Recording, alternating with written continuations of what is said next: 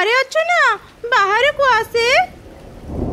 अरे सांग माने तमे माने ते वर्षा भिजी भिजी मो पाखक आसिल जे कोनी आमे तते खेलिया पई डाकिबा को आसुतिलु रास्ता रे वर्षा आरंभ हेई गला हम दुई जन को घर दूर हेति पारु आमे तो घर को चली आसिलु।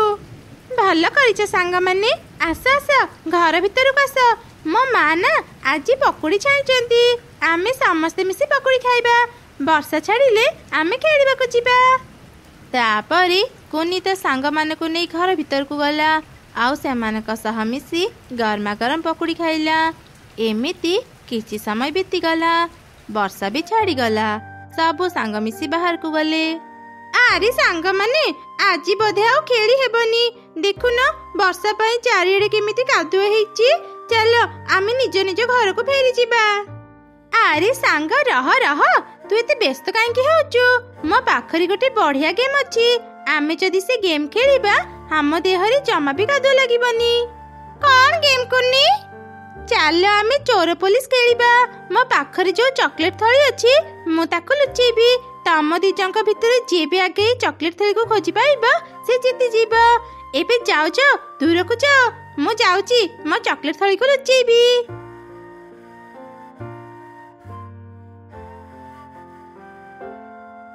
ओहो एते शीघ्र कोठी जे मो चॉकलेट थली को लुचेबी किछि बुझी पारुनी।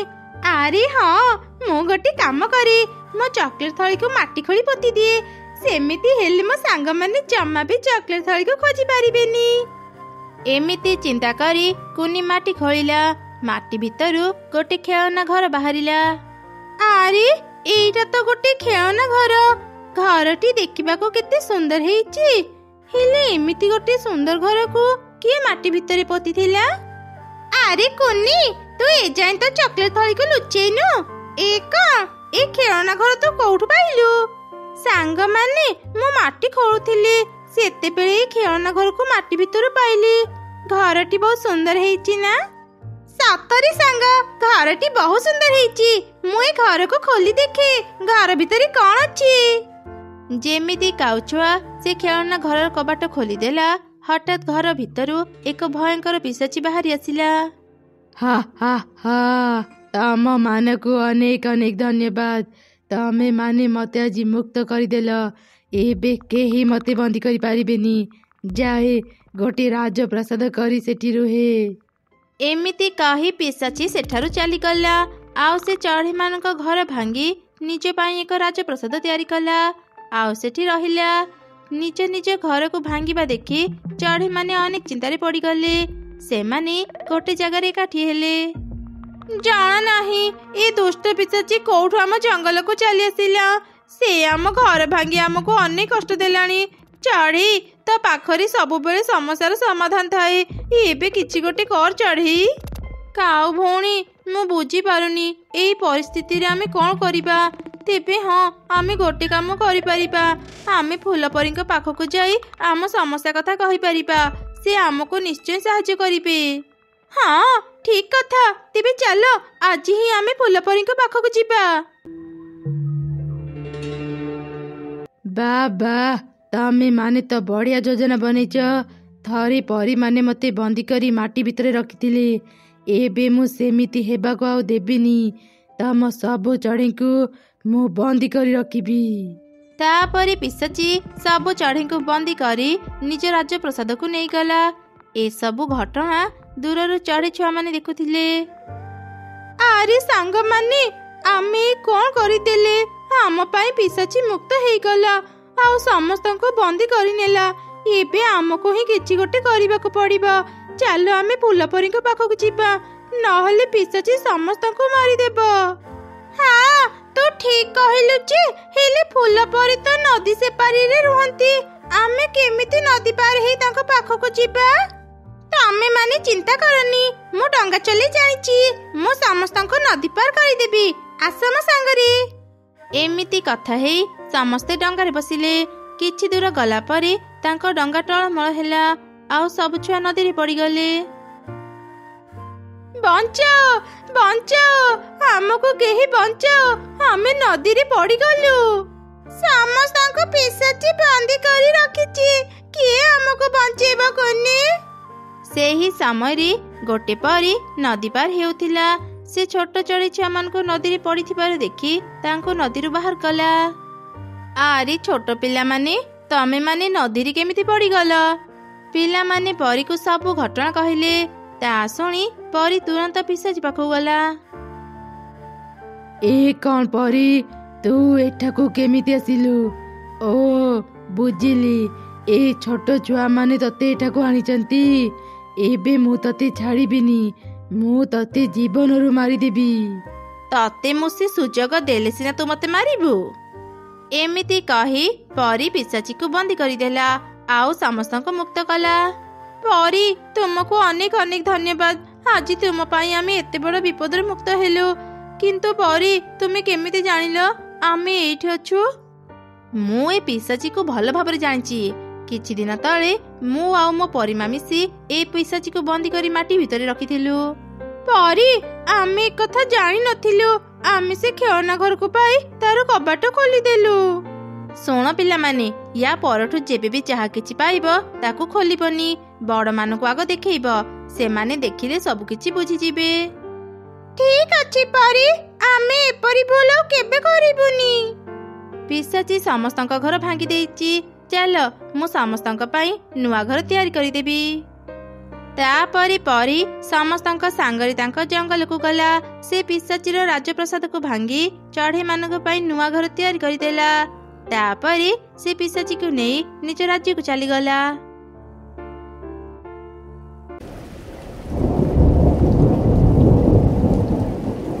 ଆରେ ତମେ ଆଉ କେତେ ସମୟ ବର୍ଷାକୁ ଦେଖି ଦେଖି ବସି ରହିବ?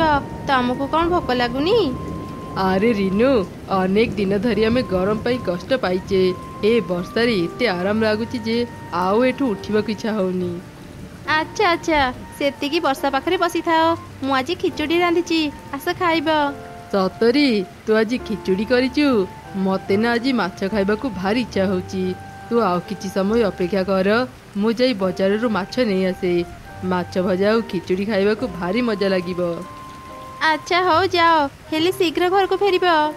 ତାପରେ ରାଜୁ ଚଢ଼େଇ ସେଇ ବର୍ଷାରେ ବଜାରକୁ ଗଲା ମାଛ ଆଣିବା ପାଇଁ। ସେ ବର୍ଷା ଦେଖି ତ ବହୁତ ଖୁସି ଥିଲା। ହଠାତ୍ ଅଧା ରାସ୍ତାରେ ତାର ଛତା ପବନରେ ଉଡ଼ିଗଲା। ଆରେ ଆରେ, ଏ କ'ଣ ହେଇଗଲା? ମୋ ଛତା କୁଆଡ଼େ ଉଡ଼ିଗଲା? ରାଜୁ ଚଢ଼େଇ ତା ଛତାକୁ ଖୋଜି ଖୋଜି ଏକ ପୋଖରୀରେ ପହଞ୍ଚିଲା। ସେ ଦେଖିଲା ପୋଖରୀରେ ଅନେକ ମାଛ ଖେଳୁଛନ୍ତି। ବାପରେ, ଏଇ ପୋଖରୀରେ ତ କେତେ ମାଛ ଖେଳୁଛନ୍ତି। ମୁଁ ଏ ପୋଖରୀରୁ କିଛି ମାଛ ଧରି ନେଇଯାଏ। ମତେ ଆଉ ଟଙ୍କା ଖର୍ଚ୍ଚ କରି ମାଛ କିଣିବାକୁ ପଡ଼ିବନି। ଏମିତି କହି ରାଜୁ ଚଢ଼େଇ ମାଛ ଧରିଲା। ସେ ପୋଖରୀ ଗୋଟେ କାଉର ଥିଲା ସେପଟେ। ଆରେ ଏ କ'ଣ, ତମେ ଏଯାଏଁ ଶୋଇଛ? ଶୀଘ୍ର ଉଠ, ଆମ ପୋଖରୀକୁ ଯାଇ ଦେଖ ଆମ ମାଛ ସବୁ ଠିକ୍ ଅଛନ୍ତି କି ନାହିଁ। ଏତେ ଜୋରରେ ବର୍ଷା ହେଉଛି, ପୋଖରୀ ପାଣି ଯଦି ଉପରକୁ ଚାଲି ଆସିବ, ମାଛ ସବୁ ଭାସି ବାହାରକୁ ଚାଲିଯିବେ। ହଁ, ତୁ ଠିକ୍ କଥାରେ ମନେ ପକେଇଲୁ। ମୁଁ ଏବେ ଆମ ପୋଖରୀକୁ ଯାଉଛି। ରୁହ ରୁହ, ମୁଁ ବି ତୁମ ସାଙ୍ଗରେ ଯିବି। ଆରେ ଦେଖ ଦେଖ, ସେ ଚୋର ଚଢ଼େଇ ଆମ ପୋଖରୀର ମାଛ ଚୋରି କରୁଛି। ଯାଅ, ଶୀଘ୍ର ତାକୁ ଧର। ଆରେ ଆରେ, ଏମାନେ ଏଠାକୁ କେତେବେଳେ ଚାଲି ଆସିଲେ? ମୁଁ ଶୀଘ୍ର ଏଠୁ ପଳାଏ। ଏଇ ଚୋର, ଯାଉଛୁ କୁଆଡ଼େ? ରହ ରହ କହୁଛି। ଓହୋ, ଆଜି ତ ବଞ୍ଚିଗଲି। ଧେତ୍, ମୁଁ କାହିଁକି ଯେ କାଉର ପୋଖରୀରୁ ମାଛ ଚୋରି କରୁଥିଲି? ମାଛ ତ ଆଣିପାରିଲିନି, ଓଲଟା ମୋ ଛତା ହରେଇଲି। ଲୋଭ ଜିନିଷଟା ହିଁ ଖରାପ। ମୁଁ ଆଉ ଦିନେ ବି ଚୋରି କରିବିନି। ଯାଏ ବଜାରକୁ, ଅନେକ ଡେରି ହେଇଗଲାଣି। ମାଛ କିଣି ମୁଁ ପୁଣି ଘରକୁ ଫେରିବି। ଏମିତି କହି ରାଜୁ ଚଢ଼େଇ ବଜାରକୁ ଗଲା। ହେଲେ ସେଦିନ ସେ ବଜାରରେ ଗୋଟେ ବି ମାଛ ପାଇଲାନି।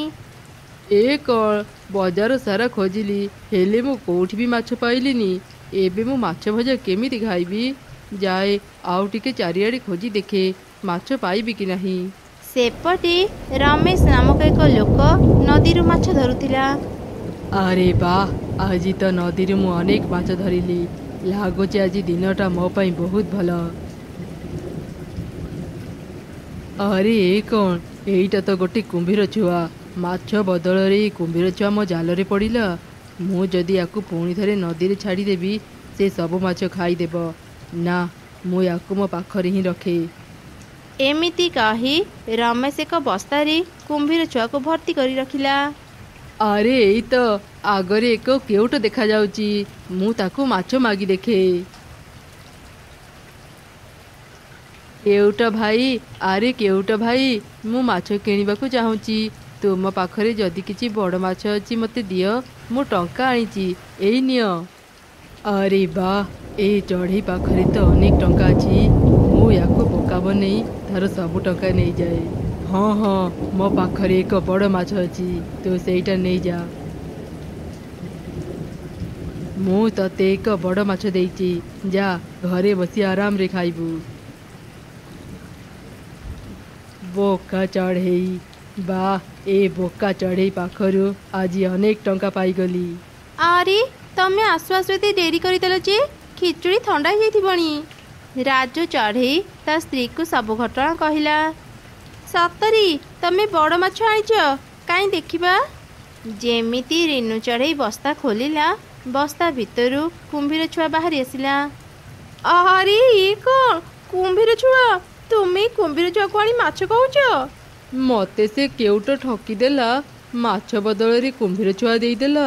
ତୁ ଭୟ କରନି, ମୁଁ ଏବେ କୁମ୍ଭୀର ଛୁଆକୁ ମାରିଦେବି। ନା ନା, ମତେ ମାରନି, ଦୟାକରି ମତେ ମାରନି। କୁମ୍ଭୀର ଛୁଆ ଯେମିତି କଥା କହିଲା, ତା ପାଟିରୁ ଏକ ସୁନା ଟଙ୍କା ବାହାରିଲା। ଆରେ ଦେଖ, ଏ କୁମ୍ଭୀର ଛୁଆ ପାଟିରୁ ସୁନା ଟଙ୍କା ବାହାରିଲା। ଆରେ ସତରେ ତ, ଏ କୁମ୍ଭୀର ଛୁଆ ପାଟିରୁ ଗୋଟେ ସୁନା ଟଙ୍କା ବାହାରିଲା। ଚାଲ ଆମେ କୁମ୍ଭୀର ଛୁଆକୁ ମାରି ତା ପେଟରେ ଥିବା ସବୁ ସୁନା ଟଙ୍କା ବାହାର କରି ଆଣିବା। ନା ନା, ଜମା ଲୋଭ କରନି, ମତେ ମାରନି, ମୋର ଯତ୍ନ ନିଅ। ତମେ ମାନେ ମୋର ଦେଖାଶୁଣା କଲେ ମୁଁ ପ୍ରତିଦିନ ତମମାନଙ୍କୁ ଗୋଟିଏ ସୁନା ଟଙ୍କା ଦେବି। ଆରେ ଶୁଣ, ଏଇ କୁମ୍ଭୀର ଛୁଆଟି ଠିକ୍ କହୁଛି, ଲୋଭରେ ପଡ଼ି ତାକୁ ମାରନି। ଆଚ୍ଛା ଠିକ୍ ଅଛି, ମୁଁ ୟାକୁ ମାରିବିନି। ହେଲେ କୁମ୍ଭୀର ଛୁଆ, ତୁ ପ୍ରତିଦିନ ଆମକୁ ଗୋଟିଏ ସୁନା ଟଙ୍କା ଦେବୁ। ହଁ ହଁ, ମୁଁ ତୁମକୁ ସୁନା ଟଙ୍କା ଦେବି, ହେଲେ ତୁମେ ମାନେ ମତେ କଥା ଦିଅ ମୋର କ୍ଷତି କରିବନି, ଆଉ ମୋର ଯତ୍ନ ନେବ।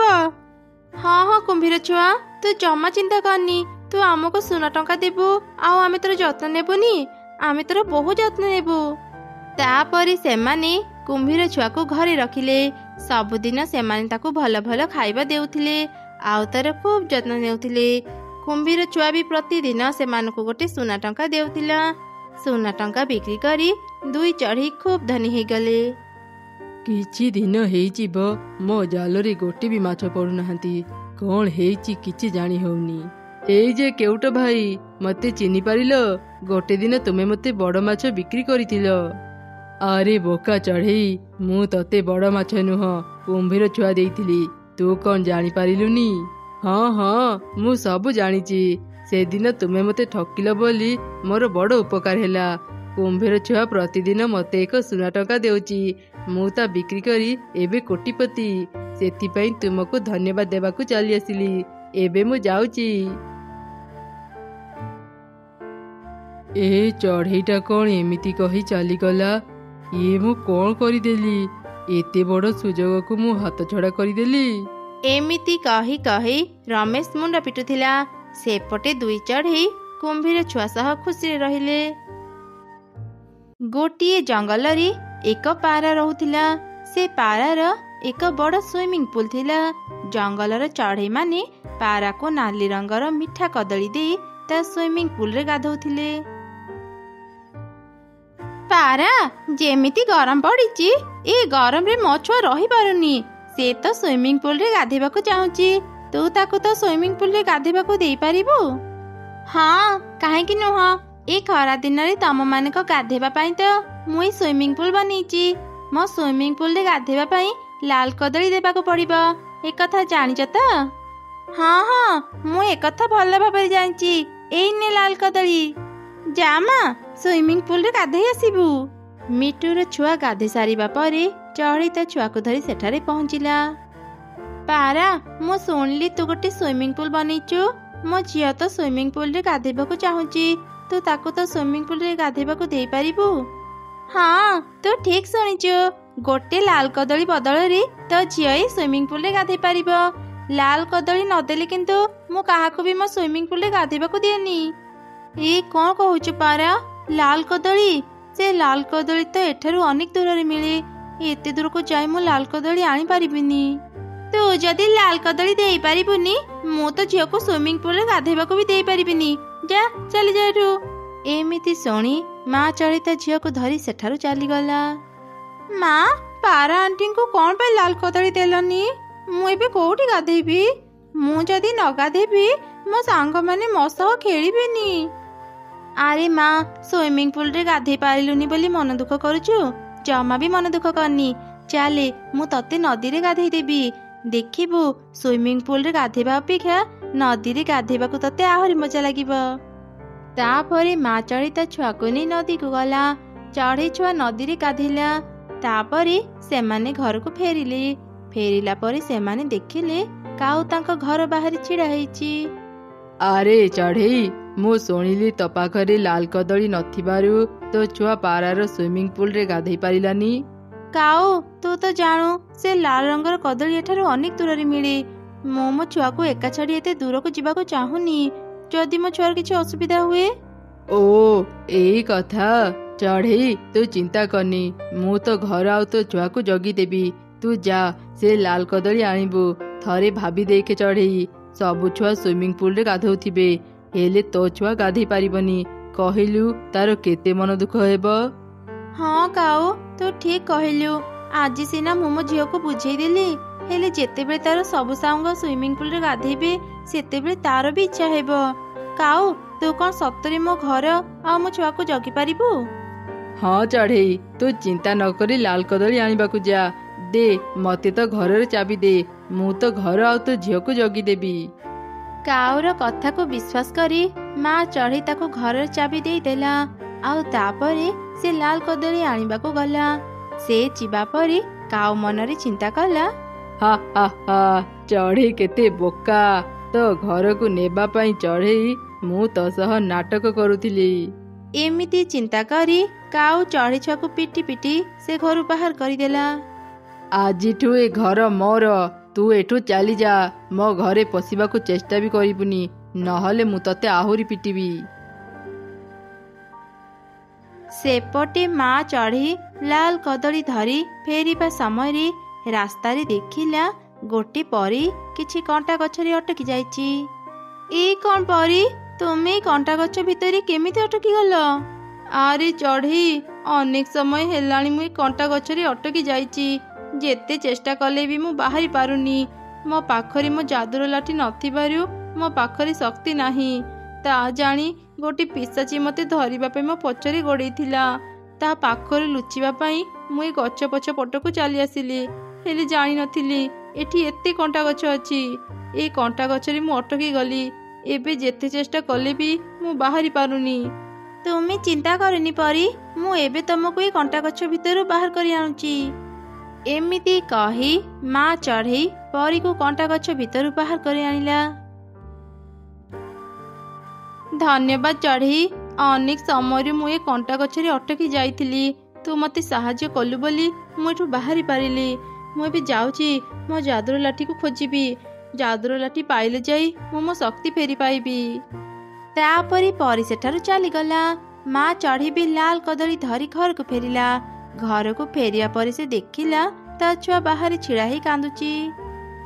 ମା, କାଉ ଅଙ୍କଲ ବହୁତ ଖରାପ। ସେ ତମକୁ ଲାଲ କଦଳୀ ଆଣିବାକୁ ପଠେଇ ମତେ ଆମ ଘରୁ ବାହାର କରିଦେଲେ। ମୁଁ ଏ କ'ଣ ଶୁଣୁଛି କାଉ? ମୁଁ ତୋ ଉପରେ ବିଶ୍ୱାସ କରି ମୋ ଘର ଆଉ ମୋ ଝିଅକୁ ତୋ ପାଖରେ ଛାଡ଼ିଥିଲି, ହେଲେ ତୁ ମୋ ଘର ଛଡ଼େଇ ନେଲୁ। ଚଢ଼େଇ, ତୁ ବହୁତ ମୂର୍ଖ। ସେଥିପାଇଁ ମତେ ବିଶ୍ୱାସ କରି ତୋ ଘରର ଚାବି ମତେ ଦେଇଦେଲୁ। ଆଜିଠୁ ଏ ଘର ମୋର।